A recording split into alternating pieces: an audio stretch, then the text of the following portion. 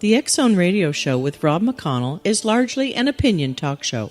All opinions, comments, or statements of fact expressed by Rob McConnell's guests are strictly their own and are not to be construed as those of the X-Zone Radio Show or endorsed in any manner by Rob McConnell, rel-mar McConnell Media Company, the X-Zone Broadcast Network, its affiliated networks, stations, employees, or advertisers.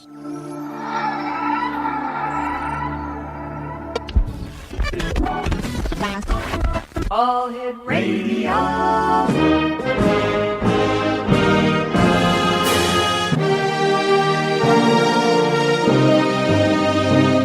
Welcome to the X Zone, a place where fact is fiction and fiction is reality.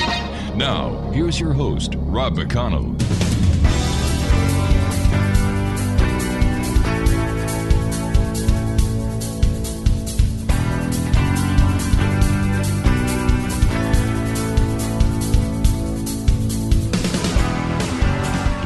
And welcome to the X-Zone. It's another week here in the X-Zone. We're coming to you from our broadcast center in Hamilton, Ontario, Canada, on the X-Zone Broadcast Network, Talkstar Radio Network, Mutual Broadcast Network, and iHeartRadio. If you'd like to send me an email, X-Zone at xzoneradiotv.com, on all social media sites, X-Zone Radio TV. And to find out about the great programming we have available for you 24/7, 365 on the X-Zone Broadcast Network, check us out at xzbn.net. Speaking about the X-Zone Broadcast Network, my first guest tonight, X-Zone Nation, is the host with the mostest. Gwilda Wiyaka is joining me. And Gwilda, like a butterfly, has gone through what we call a cocoon stage in the radio industry. She was very successful in bringing the science of magic to a certain point. And as the world has changed, so has the show. The show has evolved from the science of magic to mission evolution. And the opening tag is, Welcome to Mission Evolution Radio Show with Gwilda Wiyaka, bringing together today's leading experts to uncover ever-deepening spiritual truths and the latest scientific developments in support of the evolution of humankind. Her new website for the Mission Evolution is missionevolution.org. And joining me now from somewhere in the high mountains of Colorado, where air pollution is considered to be marijuana smoke, is my good friend Gwilda Wiyaka. Gwilda, welcome back to the X-Zone. Always great having you with us, and congratulations on your new show. Thank you so much, Rob. It's always my pleasure to be with you. So tell us a little bit about your new show. Well, it really kind of sums up what I feel like I'm here to do, what I'm about. And that's, we've gone through these huge changes. You know, everybody thinks everything's going to end 12/21/12 when it didn't. That was a non-event. But really, there's a lot of things are evolving very, very quickly. People are changing very, very quickly. The world is changing. And there's some support needed, I think, for everyone. And that's what this show is about, is bringing together the latest developments in science and medicine and the esoteric to find support systems for people as they're going through these changes during these times. And I'm really excited about it. How often do these changes happen, Gwilda? Well, we're always, there's nothing constant but change. But these are very cyclic. Everybody says, it's going to be the end of the world. No, it's the end of a cycle. And if we look at the horoscope, there's 12 ages. Each of them are over 2,500 years long. And what they actually outline is where we are in the galaxy at any given time. And based on the horoscope, or based on astrology and astronomy, really, depending on where we're at, we're being bombarded with different frequency bandwidths because of the interplay, the relative positioning with the other heavenly bodies. And those particular bandwidths of frequency dictate different activities in human affairs. They support some and don't necessarily support others. And so it happens, like I said, cyclically. I think there's overlording cycles that are so long that they aren't even in recorded history. And I think that's one we're moving into right now. Gwilda, on your shows, you talk about such a vast variety of topics. Where did your interest in the shamanic, new age, alternative healthcare come from? Yeah, that's interesting. I ended up in shamanism very early on just because of the way I was wired. I was pretty sensitive and needed some way to manage what I was. And my first teacher was a Lakota elder when I was in my early 20s. And I found what he was teaching so fascinating that I just researched and looked and looked and looked. And once he crossed, when I studied with him for six some odd years, and he died when he was in his late 80s. And then I just kept looking, and I studied all sorts of different shamanic techniques. But then I was challenged with bringing them into usefulness for today. And I was also living and practicing out of Boulder, Colorado. It's kind of the mecca for alternative health, and I was working out of doctors' offices and interfacing with doctors and psychiatrists, psychologists, chiropractors, all sorts of leading edge practitioners, and it just started blending together.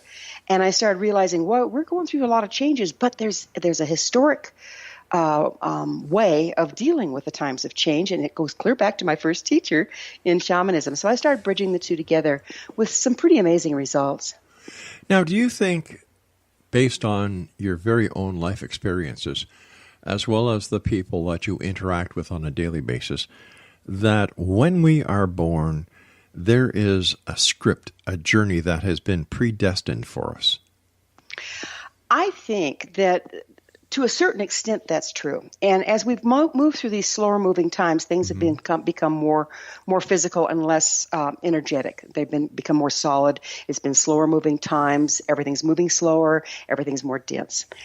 During those times, there's some of these people I've been interviewing, the doctors and whatnot, they're starting to discover that the DNA code actually is changed, is altered by the trauma of our ancestors. There's signs of like the Holocaust showing up in people that have never had anything to do with it, but they come from Jewish lineage. And that's just one example of many.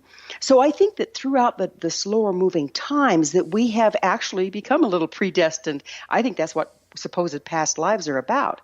But as we're moving into the faster moving times, we have, I think, an opportunity to clear that old distorted DNA. Throughout your journey, what has been your most startling revelation? Boy, that's a tough one. Let me think. I think I keep getting startled on a daily basis as to how much more there is of us than what we view ourselves. We view ourselves as these little bags of water, mostly water, as they said in Star Trek, when really our souls reach to the edge of the universe and beyond, and there's a place where we're all connected. And I'm just absolutely startled by how that interconnectedness is starting to show up and how we can find information from that interconnectedness that we heretofore haven't had access to. So when you say we are all connected, are we connected spiritually? Are we connected via DNA? How is that connection as you see it? Well, all the above. There's DNA is really a frequency. We think of it as something physical, but it's really a frequency. It's a frequency pattern that the whole body forms around. So yes, we're connected through that frequency. We're also connected spiritually, but when I speak of spiritually, I'm talking about the quantum field, the energetic level. We each have an electromagnetic field around our bodies that are generated by the heart. Those magnetic fields cross each other, and we are connected in that way. We're connected through the earth because she has an electromagnetic field, and we all interface with that energetically. And so I think that we're connected on all levels. We've just become disconnected from that fact. How do you think I just want to make sure I phrase this right. Where do you see the role of religious philosophy from days gone by, the ancient religious philosophies, playing into today's society and the new way of thinking? Well, not the ones that got so dogmatic, but there's this amazing practice known as comparative mythology. And if you take all the old religions and, from all the different countries and compare their myths and legends, they all point to a time when this all went on before. And they also prophesize these times now when these big changes are happening. And so in that regard, I think it's extremely valuable. I also believe that we're moving beyond a time when the individual is controlled by a dogmatic adherence to a belief system and can access their own inner knowing and can access the way life works and work from there. So would it be fair to say then that humankind has evolved past the need or past the requirement for the old-time religion, that we have to start looking at the religious philosophies in the new light? I think in the new light as well as in the old light, because if you go clear back to the time of Leo, ages back, that's where these religious philosophies were passed down from, and they were living truth at the time. But then when we moved into the slower times, they become dogmatic. They used to be a route to get back to source, and then they became dogmatic, and then they became used to control the masses. Well, we're walking back out of that. And so I think that the religious philosophies, if you look at them in the original way they were, can be a path back to where we're trying to get to. But eventually, yes, I believe that we'll evolve beyond it. Fascinating. All right, Gwilda, please stand by. You and I have to take our first break. And X Zone Nation, you can listen to Gwilda's new show, Mission Evolution, twice daily on the X Zone Broadcast Network. Just go to www.xzbn.net and look for the coding on our schedule, ME, for Mission Evolution, and visit our website, www.missionevolution.org. Gwilda Wiyaka is my guest, and we'll both be back on the other side of this commercial break as we continue investigating the world of the paranormal, the science of parapsychology, and way much more. Monday through Friday from 10 p.m. Eastern until 2 a.m. Eastern with yours truly, Rob McConnell, here in the X Zone.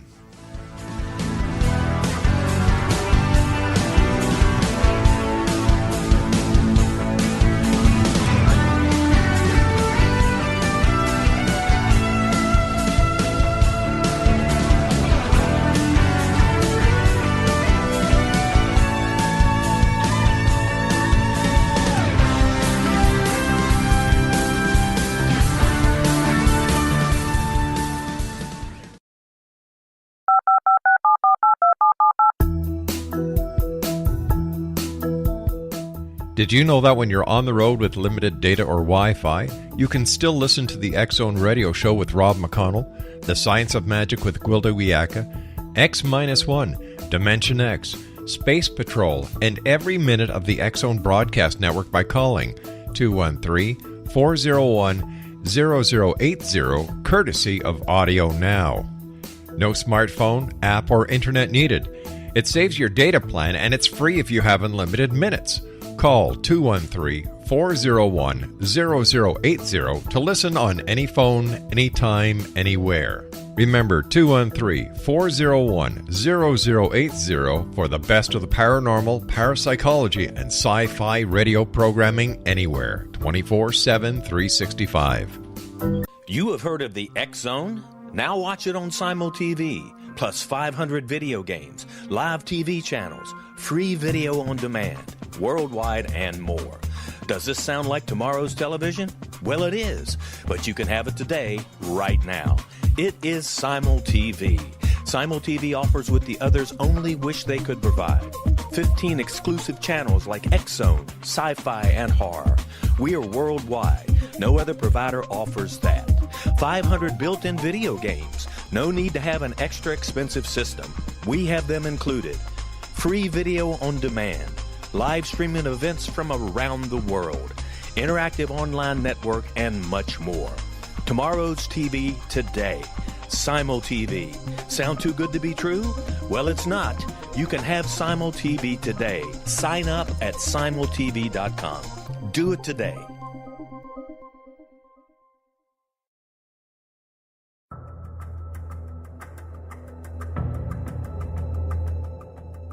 Modern Esoteric, Beyond Our Senses by Brad Olson, consummates the lifology story about where humanity originates. It is the lost continents, the primitive wisdom, the mythos of creation, and the rethinking of ancient history as we are taught in academia. There is much more to the story than what we have been told. As this is the first book in the Esoteric series, Modern Esoteric starts at the beginning of time and accelerates up to this modern age.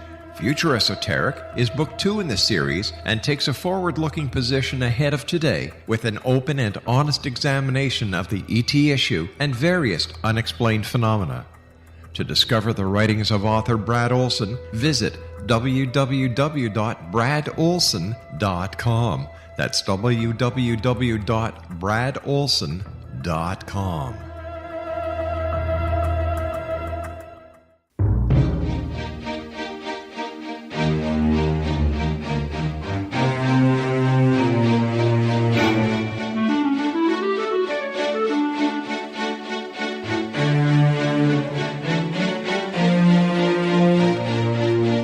Exonation, Gwilda Wiyaka is my special guest. Gwilda is the host of Mission Evolution on the X-Zone Broadcast Network.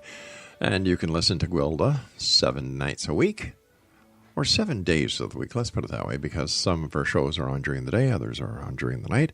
All you need to do is go to xzbn.net, look at our broadcast schedule, and you'll be seeing different abbreviations. For example, XZRS is the X-Zone Radio Show. TGTBT is Too Good to Be True. And ME is Mission Evolution. Gwilda, welcome back, and thanks for taking time out of your busy schedule to join us tonight. Oh, thank you, Rob. I always love playing with you guys. Yeah, Gwilda, sometimes when I'm talking to you, you'll say, Rob, I've got to go to save souls. How do you save souls? Well, I don't really. Oh. I am a shamanic practitioner and teacher, and there's a form that's practiced in every shamanic practice on the planet, and there's a lot of different practices, and it's most commonly called soul retrieval. But you don't retrieve somebody's soul. We don't lose our soul, But what it is through trauma, we disconnect from some of our natural expression in order not to repeat the trauma. And that might work well as a child, but if we don't reevaluate and reconnect, we're actually kind of a lame duck, because there's a whole frequency expression that could be appropriately used in our life that we no longer have access to. And so shaman, the true ones, are actually frequency masters. And it's our job to go find where a person has disconnected from some of their natural expression, attune to that, and bring it back to them. And that's what I call saving souls. Okay, so how would one know that they're, if you'll excuse the expression, out of tune? Very well put. One of the main things, we're all out of tune to a certain extent. Mm-hmm. Life has its bumps and bruises. Sure. But if you've had an incident that you've never really been the same since, or if you have a reoccurring dysfunction in your life, like relationships, where, the faces change, the scenario repeats, and you're the common denominator, those kind of things are indicators that there is a problem in the push-pull, if you will, of your frequency. So we're designed to draw to us, through electromagnetic frequency, the things that we need and want, mm-hmm. and repel the things that we don't want. When we suffer what we call soul loss, basically a glitch in your frequency range, you create a polarity reversal whereby you're drawing in more of the same kind of damage and repelling the things you need in your life. So that's what you look for, is where it's not working for you, basically. So could this trauma be, for example, child abuse, or if someone has had a traumatic experience in their life, or if they've come back from overseas and they're suffering from PTSD? Are these some of the cases that you work on? Absolutely, they are. I work a lot with PTSD. I work a lot with sexual abuse victims, ritualistic mm-hmm. abuse victims, people who've been in a car accident even, suffer soul loss. What I'm doing is I'm working on the spiritual, or shall we say, energetic plane. Okay. The damage also takes place on the mental, emotional, and physical plane as well. And in our culture, we treat on the physical, then, we try to figure it out mentally. And when all else fails, we send them to psychotherapy, but we really don't treat on the energetic level. And so achieving a complete healing from some of these traumas doesn't happen here.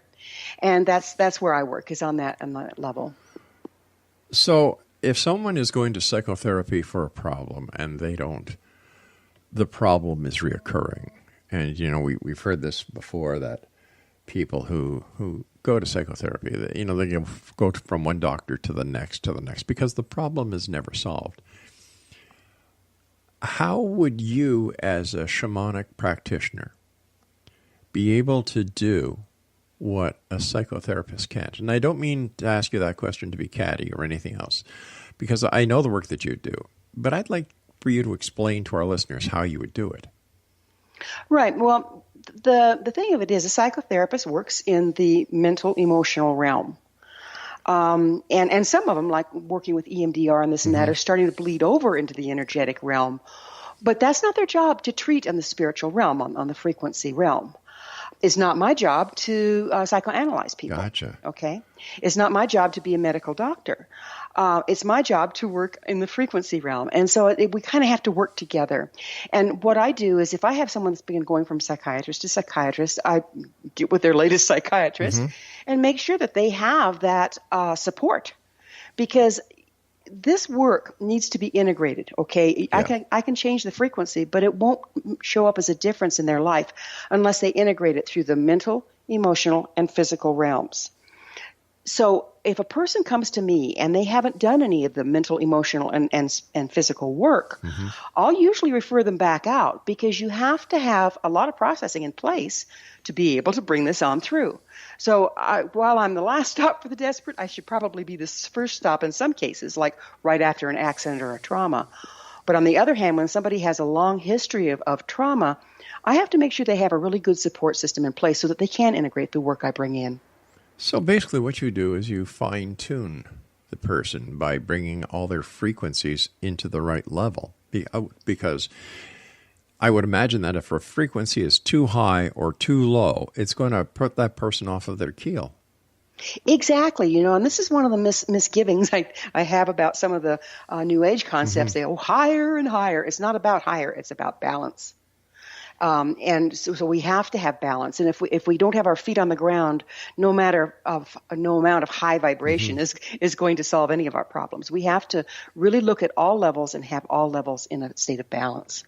As a truly professional person, shamanic, metaphysical person who has years of experience as well as years of success behind her, when you see what's happening in the New Age theater these days, how does that make you feel? I find it very unsettling. Originally to me, New Age meant anything to do with evolving into the new era, into the new age, into the new frequencies that we're moving into as a solar system and as a planet. But then it was just like, it ended up being a basket full of people that don't bother getting training. They take a little bit from here, a little bit from there, name a practice after themselves, hang out their shingle, and go off kind of half-cocked. And so not to say that's all that's out there. There's some really profound practitioners, but there's no regulation, and you can't tell which is which.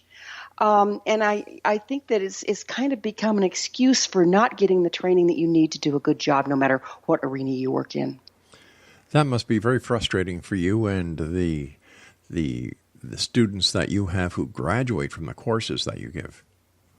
It is because I was regulated by the state of Colorado. I had a Colorado State Certified Occupational School of Shamanic Arts, and that was huge amount of paperwork, huge amount of red tape, and constantly having to be tested and turn stuff in and all this stuff.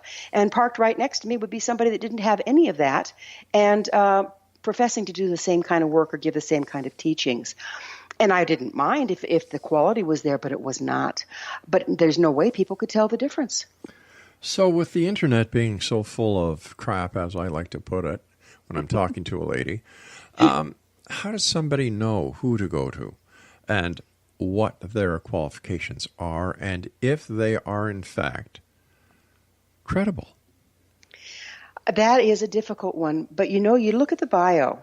And if they're just kind of self-proclaimed, they haven't studied with anybody in particular, they don't list any particular training, look at them pretty close. I know I ran across a bio the other day, and this lady claimed to be a master shaman, master this, master. There's 5, no joking, 5 masters. And I'm going, and what's involved in being a master here, Sure. When you see all that, you look at it pretty close, because there are no master shaman. There is no mastery except for what the people say that you have. And the same thing with a lot of these other things that people are, putting a big title on themselves, whether it's master drum builder or master this or master that. That makes me really suspicious if they have to proclaim that rather than just state where they've had their training. The old way, though, was listen to the people. Who has a good reputation? Who has, a lot of people saying this person's really good. that's what you have to look for, because there are no regulations. Yeah, these are changing times, and I'm sure as the times change, are you finding that the old ways are the better ways? I'm finding the ancient ways can give us some clues as to how to move through these times. But all the old, what we would consider kind of old ways, are really not working anymore. Everything's kind of failing because we're moving out of one frequency set into another. So what used to work is starting to fall apart at the seams, and we're seeing signs of that all over the place. So what do we do in the meantime? How do we bridge ourselves from the total discord that so many people today are exhibiting to gaining some sort of balance until they can get the help that they need? That's what I'm hoping the radio show will help with. But yeah, that is the question. And I think that the first step is recognizing that we create our reality, and we create our reality out of our beliefs, and our beliefs have been dictated by the media or the masses versus true enlightenment. And to really watch what you're exposing yourself to, and to really reevaluate, what do you believe? What do you think? What are you putting out there? And if you confess it, you will possess it. Exactly. Gwilda, stand by, my dear. You and I have to take our news break at the bottom of the hour. XO Nation, Gwilda Wiyaka is our special guest. She is the host of Mission Evolution radio show here on the XO Broadcast Network. Check out our website, www.missionevolution.org. I'm Rob McConnell. This is the XO, Gwilda, and I will return on the other side of this break. Don't go away.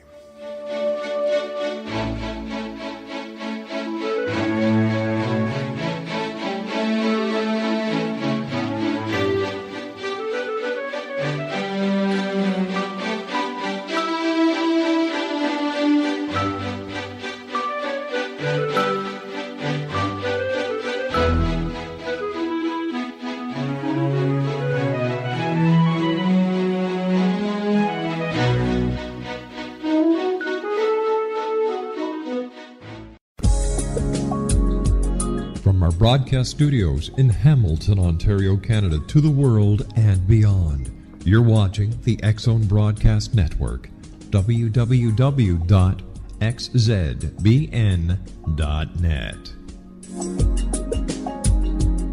AVS Media Demo.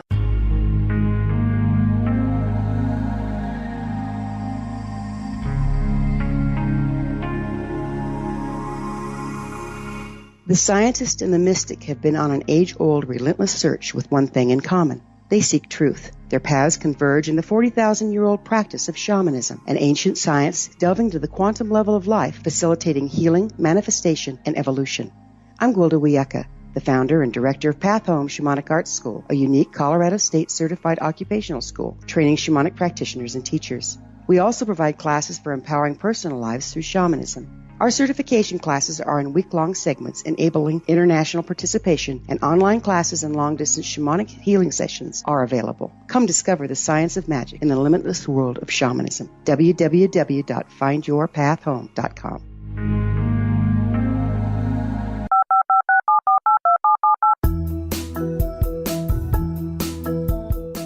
Did you know that when you're on the road with limited data or Wi-Fi, you can still listen to the X-Zone radio show with Rob McConnell, The Science of Magic with Gwilda Wiyaka, X-1, Dimension X, Space Patrol, and every minute of the X-Zone Broadcast Network by calling 213-401-0080, courtesy of Audio Now.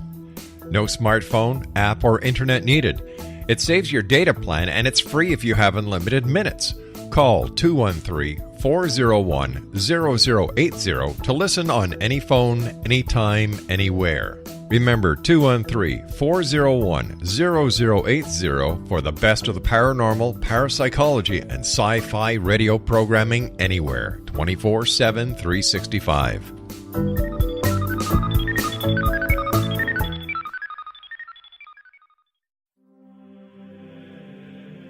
Rob McConnell here, presenting an overview for Nicholas Paul Jennings, author of a fascinating book, Amen. It presents facts revealed by Egyptologists, facts that enable us to understand why Amen is the beginning of creation of God. It provides recommendations for religious leaders of the major religions to unify their beliefs and teach the Word of God. Love one another. Amen informs people how mankind conceived God.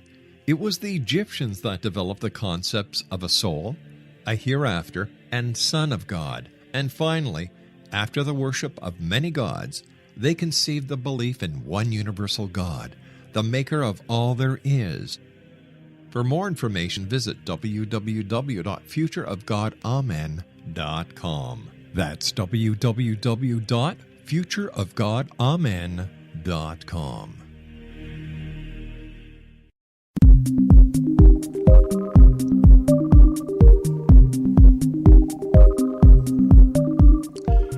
Welcome back, everyone. Gwilda Wiyaka is my guest this hour.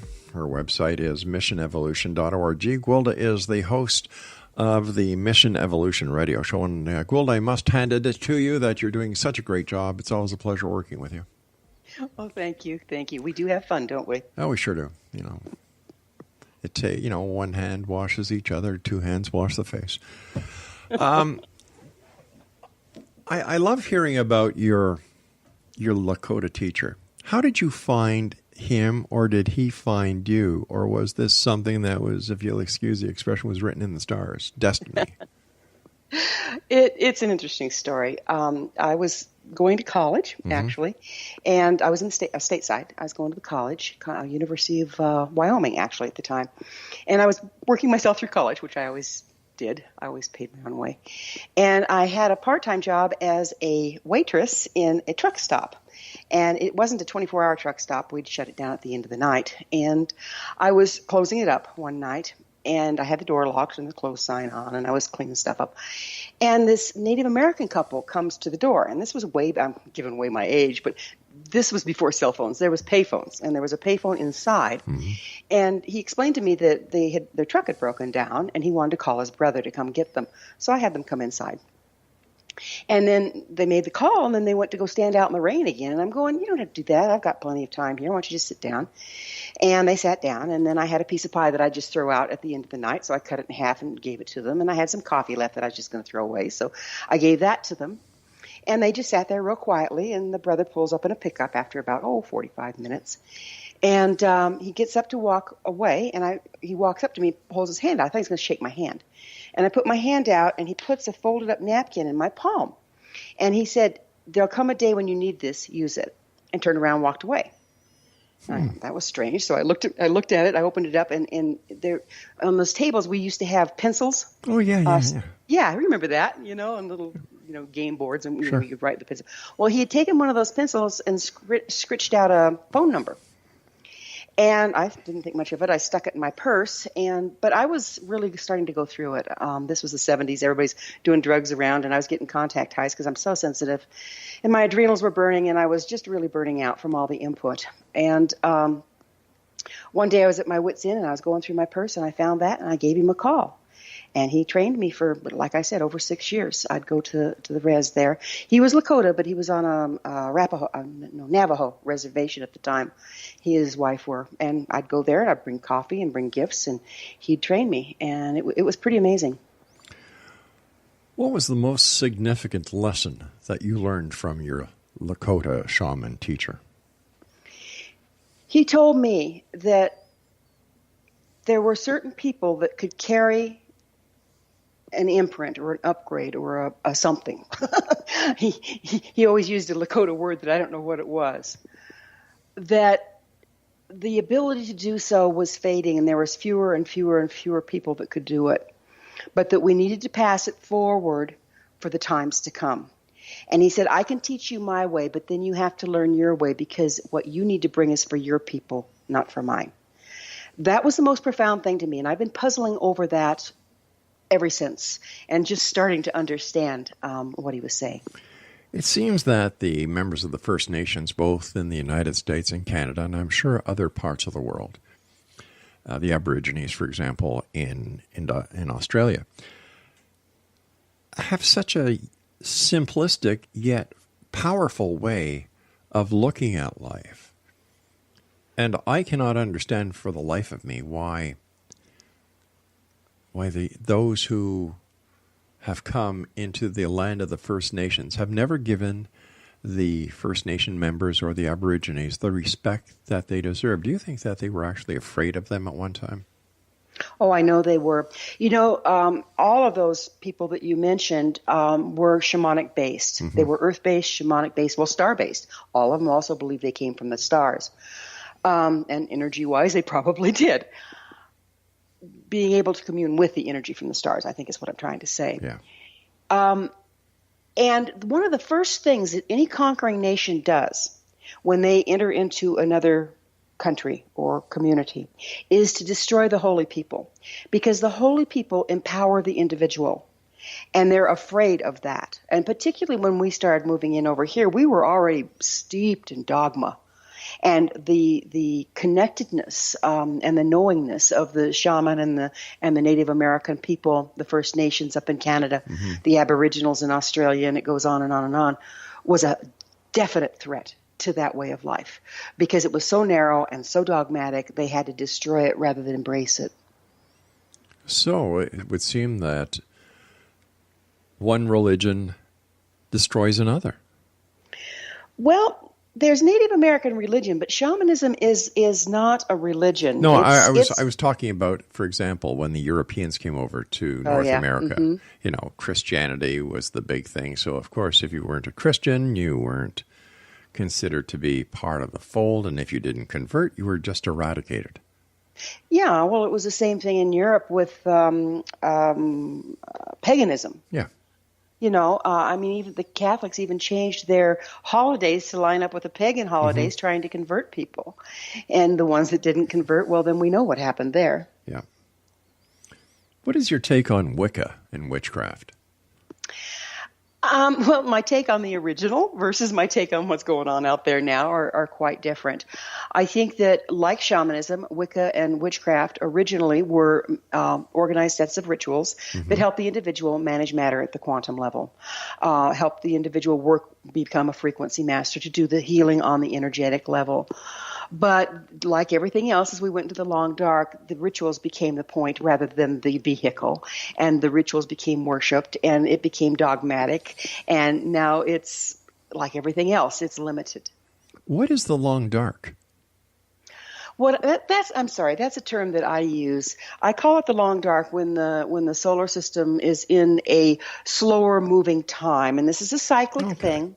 It goes on, we go around and around the circle, and it's cyclic. So there's times when everything is moving slower, the frequencies are lower, the bandwidths are narrower, and that's what I call the long dark. And it doesn't mean bad. I mean, there's different lessons and different things that we can experience during those times. And then there's the time of enlightenment, and that usually happens in Leo and in Aquarius, which we're moving right into right now as Aquarius. And that's when we're in an area of the galaxy that has more bandwidths of frequency. Everything is more excited. There's more light, and therefore we can see farther spiritually, if you will. A lot of people are talking about the awakening. What, in your opinion, Gwilda, is the awakening? Well, I think it's what we were just talking about. We're moving into an area of the galaxy where there's more bandwidths of frequency available. As we process out the old damage, the old belief systems, the old dogmatic stuff, we become available to take advantage of this greater light and kind of wake up, if you will, to a larger reality. So how do you see this awakening helping humanity? Well, I think it's given humanity a really hard go right now, because it's destroying old systems. And I think, there's been people, say, for instance, in the age of Pisces, Christ was born. Well, so was Hitler. I think that we can take any stance we want to at any given time. It's just that one is supported more than the other based on the frequency that we're being bathed at the time. So I think that this is an opportunity to awaken, an opportunity to become more enlightened, to become more unified. But what we're going to do with it is up to us. However, the power of the universe is bigger than we are, and it's moving towards unity and enlightenment, which is really putting pressure on all of our restrictions in places that we are resistant to that frequency.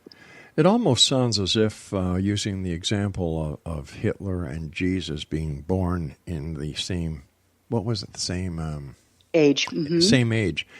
is that the universe is maintaining a balance within its binary system of 0, 1, good, bad, up, down, left, right.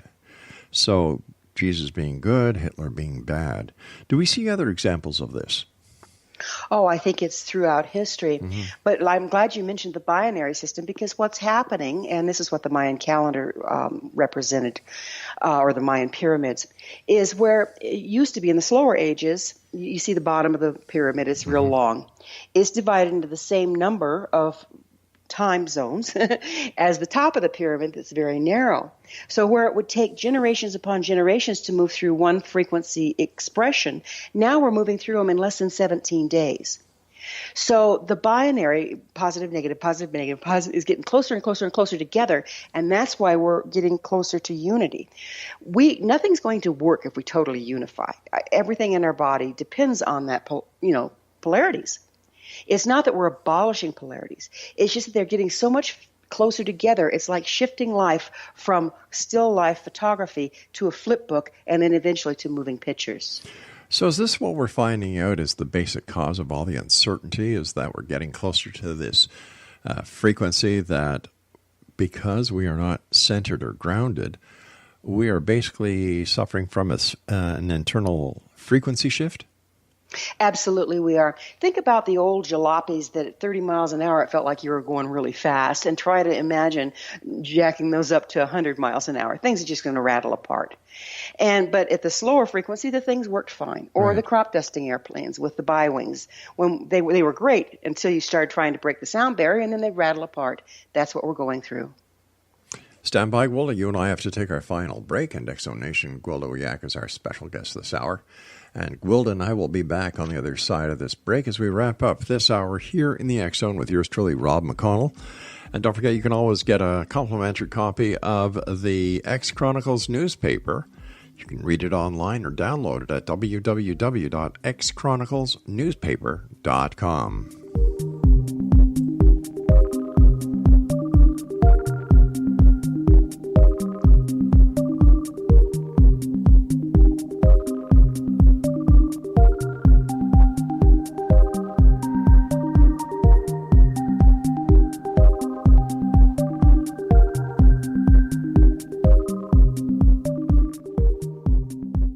Heard of the X Zone? Now watch it on Simul TV, plus 500 video games, live TV channels, free video on demand, worldwide, and more. Does this sound like tomorrow's television? Well, it is, but you can have it today, right now. It is Simul TV. Simul TV offers what the others only wish they could provide. 15 exclusive channels like X Zone, sci-fi, and horror. We are worldwide. No other provider offers that. 500 built-in video games. No need to have an extra expensive system. We have them included. Free video on demand. Live streaming events from around the world. Interactive online network, and much more. Tomorrow's TV today. Simul TV. Sound too good to be true? Well, it's not. You can have Simul TV today. Sign up at simultv.com. Do it today. The new nonfiction book, Razor of Madness, is similar to cult movies like Clockwork Orange, Dragon's Tattoo, or The Other Side of Hell. Wayne Morin Jr. and Thomas Lee Howell expose widespread and systematic deficiencies in this thought-provoking tell-all novel. Mind control rages among scholars in law schools. Human rights are ignored while thought reform and mental manipulation are accepted practices used as behavior modification. Dr. Louis Jolyon West comes to mind. Media and public scrutiny shows that United States mental hospitals are in fact destructive murder industries. Razor of Madness expose novel details this epidemic through an in-depth professional and personal investigation. For decades, there has been a revolving door policy that still releases killers and pedophiles back into society. The maestro of mind control continues to haunt America to this very day. Razor of Madness is available in paperback or as a downloadable ebook at Amazon.com. I'm William S. Peckham. If you enjoy a good mystery with a touch of the paranormal, then you'll love my novel, From Out of the Woodwork. It's the story of a young Toronto contractor, Sean Kennedy, who buys derelict homes, guts them, and turns them into multifamily dwellings. Slums just waiting to happen. When Sean buys 29 Livery Lane, the house fights back. Former owners unexpectedly come out of the woodwork as he starts the destruction. The apparitions come to him when he touches old books, reads hidden letters, rummages through old boxes, finds a locket, or reads a discovered manuscript of a murder mystery. From Out of the Woodwork will take you from 1899 to the horror of the World Trade Center, September 11, 2001. Check out From Out of the Woodwork on my website, www.williamspeckham.com.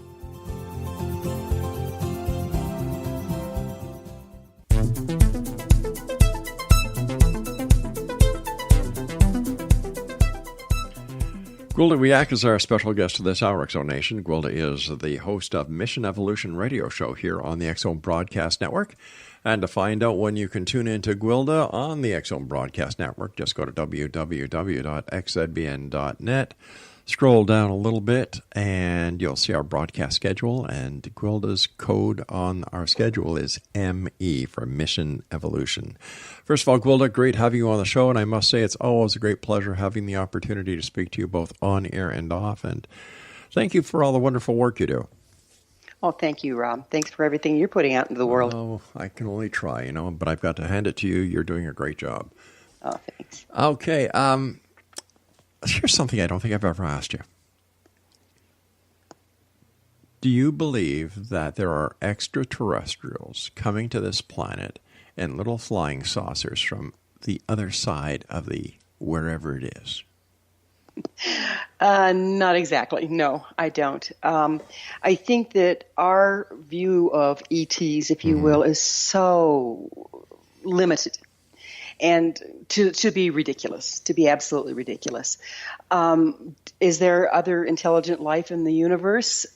Statistics alone. Sure. Okay. Statistics alone says, well, yeah. Okay. But are they going to be limited to little flying saucers and have any interest in our third world planet? I don't think so. Although, there's every indication that as we're moving through these times where our frequency is rising, we're starting to raise some eyebrows. I don't know if that's true or not. But as far as are there little green men coming around and slaughtering cattle and kidnapping people, I don't think so. I had a very interesting conversation last week with one of my guests. And he is what I would call the new breed of ufologist. Young guy, has 2 degrees. From well-known universities. And the new people coming into the UFO realm are looking at it totally different. Mm-hmm. Like they're saying, all right, fine, you've got Roswell, you've got Betty and Barney Hill, you've got all the old standards that over the years there has never been any proof to substantiate the claims. And one thing he said, well, why would extraterrestrials come across the entire galaxy, which he says, in my opinion, they don't. And why would they bother? Yeah. Yeah, and if they did, why would they have to use such primitive means of abducting people, slaughtering cows, and then dropping them back in the fields? And he said it doesn't make sense. Exactly. So where these new researchers are actually looking for the explanations into the UFO phenomenon is not up in the sky, but within. Exactly. It's a question of consciousness. Mm-hmm. And there's an ancient form of shamanism that I've dubbed galactic shamanism. Mm-hmm. And I personally believe it was practiced by the Mayans, because when we look at the Mayan calendar, that's based on the cycles within cycles, wheels within wheels of the galaxy and the way our solar system moves through it. That's why they're so accurate, and that's why they accurately predicted a lot of the energy shifts that we're dealing with right now. But there's no way that the Mayans had the technology to come up with that. They were sticks and stones kind of people practically. Yeah. They didn't have Hubble out there. So how did they get this information? And also there's lots of indication that the scholars, and your minds were both mathematicians and shaman. They had these big drawings of the Mayan calendar on walls here and there in the next place, But for all practical purpose, it looked more like they were trying to figure it out rather than creating it. So where did they get their intel? I think that the extraterrestrial, if you will, is a transportation of consciousness across time and space, not little saucers. And if we start looking at it like that, we're going to find all sorts of signs in our history where we have information that's well beyond our cultural base. If we start researching where that came from, I think we're going to be fascinated with what we come up with. It almost seems as if, like you were saying earlier, Gwilda, that we are going around in a circle. You know, because when you look at the ancients, they had a knowledge that in some cases we are just discovering today. Exactly. And there's, if you look at any of those seven wonders or, the pyramids or any of these, we can't reproduce them today. How did they build them? I don't necessarily have the answer, but I do know that we can't reproduce them today. Another question that I'd like to get your opinion on, since I do value it. Ghosts. Why do you think so many people are claiming to have encounters with ghosts and spirits? Well, one of my theories is we are the ghosts we seek. Because, and I've told you this before, I had several actually collections of Ghostbusters. Yes. With all their instrumentation, document me bilocating through the shamanic journey trance. They could literally follow me down the hallway and see which chair I sat in. I set off the EMF meters. There was orbs that showed up, and then there was they used lasers on the wall, and I interrupted the laser stream by moving my intention, not my body. So if we have a whole bunch of people intending or believing or thinking something, I believe they can create the phenomenon that they're looking for. Okay. We actually impact energetically in the world. Now, are there disembodied spirits out there? Very possibly. Why not? But I think a lot of what we're looking at is our own ghost. So we are the ghost of Christmas past? Yeah. I think it's a mixed bag. And I think that just like the UFOs, I think the understanding of what ghosts really are, I think there's, they think, a ghost. No, it's a phenomenon. But where's that phenomenon coming from? Is it coming from our combined attention on that doorway over there? And the other study that we did is I walked into a room and did the psychic thing, the mediumship thing, and said, there is a phenomenon over there in that corner. Well, I wasn't seeing anything over there, but everybody started focusing, and pretty soon they converged on the corner with their meters, and sure enough, there was something there. And of course, we were running a study, so we told everybody afterwards. But there's all sorts of evidence that human consciousness and human intention is creating so much more and having so much more impact than what we recognize. And I think if you start to recognize, you have to realize, well, then what else are we affecting? What impact does our negativity have on the world? Our thought forms, what are we really doing out there? In your opinion, when is all of this going to finally click in? And when it does click in on a global scale, what is going to be the effect? I think it's going to be like when we discovered the world was round, and now some people are saying it's flat, but I think it's going to be such a shattering revelation in some ways. But we've been prepared for it in that our consciousness, because of the internet and because of all the different information coming in, has expanded enough, I think, to embrace it. And I think shows like Star Trek: The Next Generation, all of these things, I think they've really prepared the psyche to go ahead and make that leap and recognize that there's so much more to the world and we have so much more control than we ever thought. How much damage, in your opinion, are the perpetrators of the fallacies that are found within all of the categories within the paranormal and parapsychology by non-experts? What kind of damage are they creating on the people who are truly interested in learning and seeking answers? That is my concern, is that the exploitation of the woo-woo factor, okay?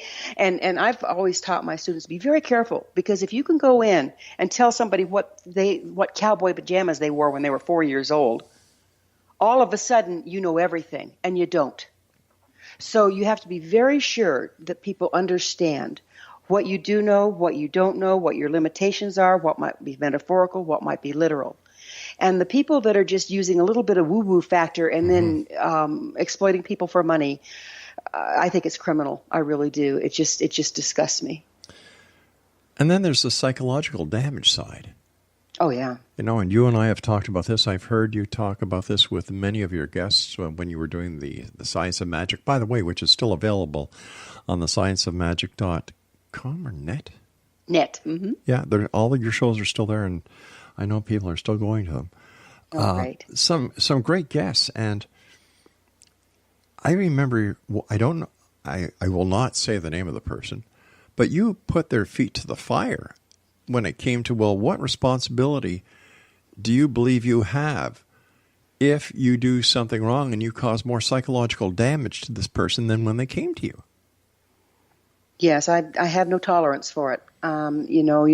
People, if they're going to be doing the esoteric, they need to be well trained in the esoteric, and they need to be backed up by a good education and or a strong referral group so that they take care of their people.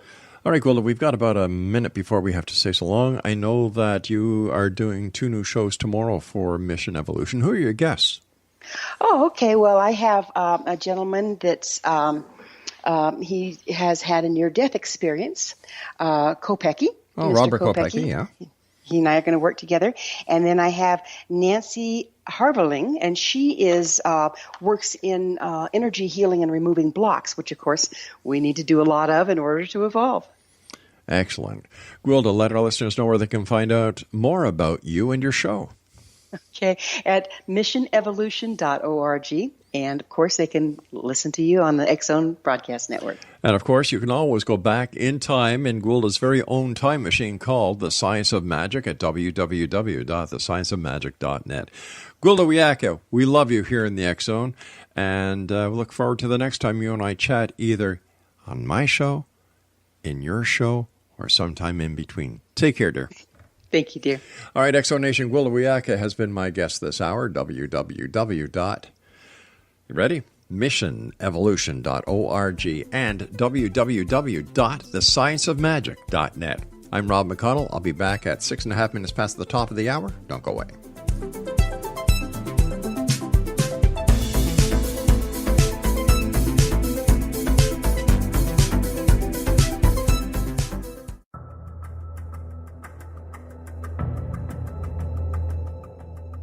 Modern Esoteric, Beyond Our Senses by Brad Olson, consummates the lifeology story about where humanity originates. It is the lost continents, the primitive wisdom, the mythos of creation, and the rethinking of ancient history as we are taught in academia. There is much more to the story than what we have been told. As this is the first book in the Esoteric series, Modern Esoteric starts at the beginning of time and accelerates up to this modern age. Future Esoteric is book 2 in the series and takes a forward-looking position ahead of today with an open and honest examination of the ET issue and various unexplained phenomena. To discover the writings of author Brad Olson, visit www.bradolson.com. That's www.bradolson.com.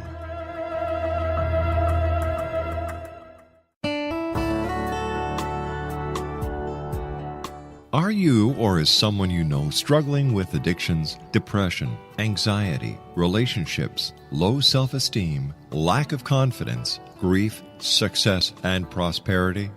Do you know that your subconscious belief plays a big role in the outcome of your hard work? We can help you permanently change the beliefs that may be the reason for your struggles and failures. We care about getting you the return on your investment and the results you are looking for. We can help you be free of the limitations of your past and in realizing your highest potential. We work with people by phone and Skype. For more information, visit us at www.ritasoman.com. That's www.ritasoman.com.